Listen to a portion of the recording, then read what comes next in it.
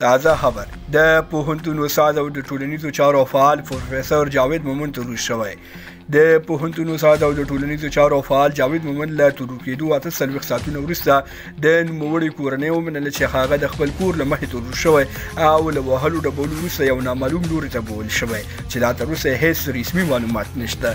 جاوید مومن چې څو ورځې وړاندې په خپل سوشل میډیا ادرس اعلان کړی و چې هر شی به ورته طالب چارواکو له لوري مرګوني ګواښونه کیږي.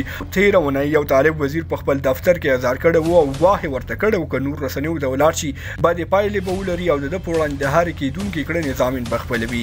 استاد جاوید مومن له ټولنیوز او شمشاد ټلویزیون په شمول یو شمېر نورو رسنیو سره په تودو بحثونو کې برخه اخیسته او ډېر وخت یې حقایق بیانول چې ځینې طالب چارواکو د اسلامي امارت خلاف تبلیغات بللي وو. که څه هم تر دې دمه معلومه نه ده چې جاوید مومن چا برمته کړی، خو اندېښنې او شکونه شته چې ښایي طالبانو په رسمي یا غیر رسمي ډول برمته کړی وي. جنرال مبیني په غبرګون کې ویلي چې اسلامي امارت یوه سمه کړنه کړې او طالبانو باید دا خبیث او شریر انسان پخوا نیولی او ډبولی وی. تاسې په دې اړه څه نظر لرئ؟ له عملتیا مو نړۍ مننه، شیر او سبسکرایب مو هېر نه شي. تر بیا ښې چارې.